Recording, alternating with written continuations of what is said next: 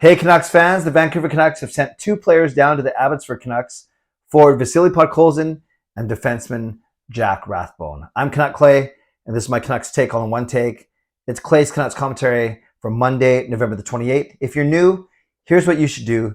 Hit the subscribe button now for daily Canucks insight that's positive, timely, and trustworthy. Thanks to everyone who joined me for my live stream last night. If you were there, you were blessed to witness me doing the gritty, because I keep my word. The Canucks won 3 in a row, and I promised if the Canucks won 3 in a row, I would do the gritty. So if you're watching this today, that means you haven't unsubscribed since then. So thank you. It was a lot of fun, and I don't take myself too seriously, and my dancing, I don't take that too seriously either, obviously. So thank you though for your kind words. Anyways, and I had a lot of fun on the stream last night.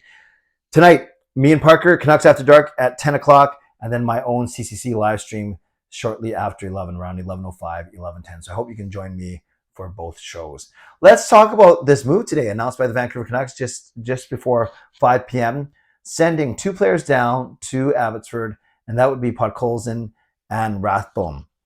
And right off the bat, I'm going to say I am fine with both of these decisions. I'm completely fine with it because I want these guys playing. They're young enough where I want them playing. It doesn't make any sense for them to be sitting and watching from a press box up here in Vancouver. So I think there's a couple of things that we got to look at. There's the salary cap implications, which actually I don't think are as big. And I think more importantly, it's simply the opportunity and the players that are playing in similar positions. So we can talk about the salary cap first because that kind of encompasses both players. Both players they basically have 2 more years left. They have this year and they have 1 more year after this year left. Podkolzin makes $925,000, so he's only in his second year of his 3-year ELC, and I'll get to that in a second. So Podkolzin makes $925,000, and Rathbone makes $850,000.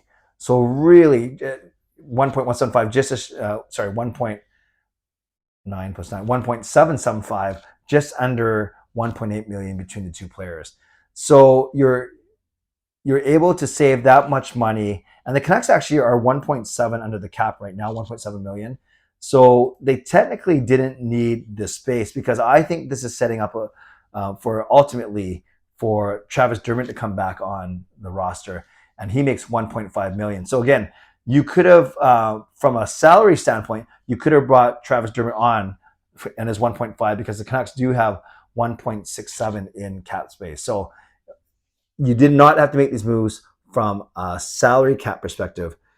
And that's because Tanner Pearson and Jack Studnicka, their caps, because they're on injury reserve, but not long-term injury reserve, their cap amount still, their salary still contribute to the cap amount. So you didn't have to do this from a money perspective, but you do have to do this from a pure number of bodies perspective because you can only have a roster of 23 players. And that's because you dress 18 players, 18 skaters, 2 goalies, that makes 20. And you can have 3 healthy scratches, whether that's 2 defensemen and 1 forward or 2 forwards and 1 defenseman. So that's kind of where both Rathbone and Podkolzin get caught up in the numbers game. Not so much from the salary, but more so from the roster spots. So let's go with Jack Rathbone first. Rathbone has only played in 6 games this season. He has 1 assist in those 6 games. He's a -3, but most importantly, he hasn't played since November the 9th. He hasn't played since November the 9th, so over 3 weeks from now, since that game against Montreal. Now, he was a -2 in that game, and overall, as much as I like Jack Rathbone, as much as I still think he can be, I wouldn't say a massive part of the Canucks' future, but a piece of the Canucks' future, he hasn't impressed that well. He's been, the offense hasn't been there, and he's made a lot of turnovers and a lot of errors, both in the offensive zone and especially in the defensive and neutral zone. The one thing that a coach like Boudreau wants is he wants players that he can trust playing in the defensive and neutral zone, no matter how gifted you are offensively. So I don't think the writing's on the wall for Rathbone from a standpoint of he'll never play for the Canucks. I'm not worried that he's not going to be happy. I'd rather get him some more seasoning, even more reps in Abbotsford, and then he can come back even stronger and more ready to play in the NHL. But when you look at the numbers, without even Travis Dermott, he was the number 8 guy because you're going Hughes and Chen, OEL, and Bear, and Myers. Those are your big 5. And then you had Riley Stillman and Kyle Burrows basically fighting for that number 6 spot, and then you had Jack Rathbone on the outside looking in. And of course, most recently it's been Burrows with Tyler Myers as a third pairing. So that left Riley Stillman and Jack Rathbone out. You add Travis Dermott to that mix, and now you have 9 defensemen. You can't carry 9 defensemen. The most you can carry is 8. Some teams carry 7 because of that roster limitation I talked to you about. So it makes perfect sense, especially if Dermott's close to returning, that Rathbone goes down, because both Rathbone and Podkolzin do not have to clear waivers because of their age, because of where they are in their contracts. So you don't have to worry about another team scooping them out. You might say, well, just put Riley Stillman on waivers and maybe someone will take him. Yeah, you might want that. But the thing is, that's pretty poor asset management considering we gave away Jason Dickinson and a second round pick for Riley Stillman. So you at least want to keep him as an asset somehow. And if you're not going to play him, then you trade him for something as opposed to losing him for nothing. So that's why Jack Rathbone is going down. Again, I'm okay with this move for sure.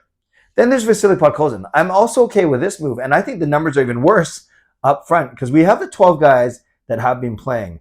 We know last night it was Horvat, Miller, Höglander, Pettersson, Mikheyev, Kuzmenko, Garland, Dries, Besser, Aman, Joshua, and Lazar. That means that Podkolzin was the healthy scratch. Because remember, you can have 3 extra bodies. So far it's been Rathbone, Stillman, and Podkolzin, 2D and 1 forward. But don't forget, Tanner Pearson is injured and Jack Studnicka is injured as well. And you can say, well, just send down Sheldon Dries back to Abbotsford and put Podkolzin back in.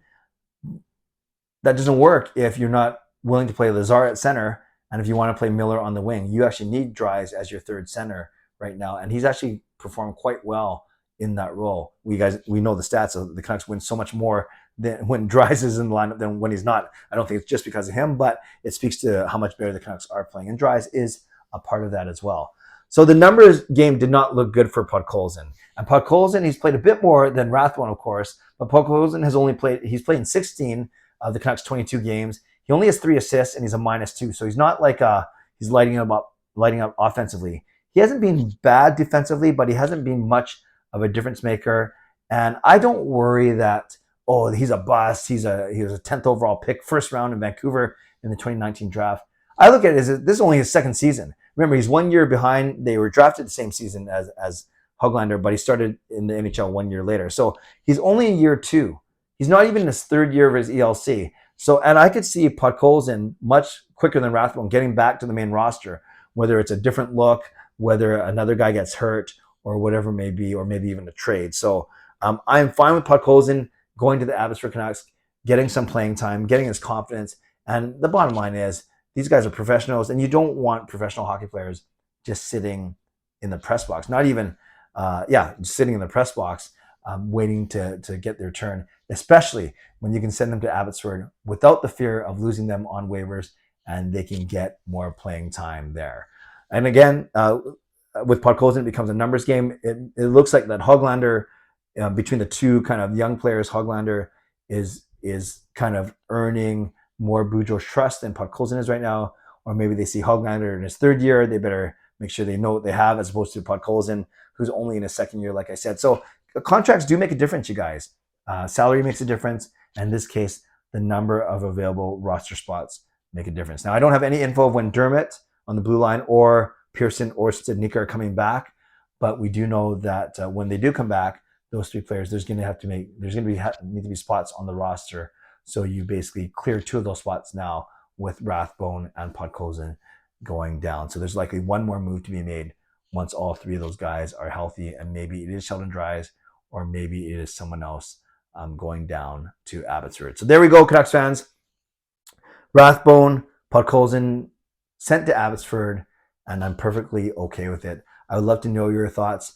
Do any of these 2 moves disappoint you, or do you think it makes sense for their development? And do you anticipate Rathbone or Podkolzin getting back to the big club sometime this season? I could see Podkolzin getting back in the lineup in the next month or so. Rathbone, I wouldn't be surprised if the D stays healthy, if he spent the entire year in Abbotsford, or maybe wait to get called up maybe in the last 2 months of the season. So let me know what you think. And don't forget, join me tonight, 10 p.m., me and Parker for Canucks After Dark, 11:05, 11:10 for my own live stream tonight. No dancing tonight, but hopefully we can still have a good time talking about the Canucks. All right, there we go. Shout out to our sponsors, Van City Experts Real Estate, Perform and Transform, Personal Training, Weight Loss. Thank you to legendary Lucas Gates, legendary Justin Credible, legendary Andrew Chang, Hall of Fame and franchise members. And thanks to all of you for continuing to support me on this channel. As always, subscribe if you'd like to, like this video if you'd like to, leave a donation, become a member, upgrade your membership if you'd like to, and definitely leave a comment down below if you'd like to. Are you okay with these moves? Rathbone and Podkolzin down to the minors. Stay safe, stay healthy, take care of yourselves, and take care of each other. Have a great night. Hope to see you on both of my streams later tonight. God bless, and go Canucks go.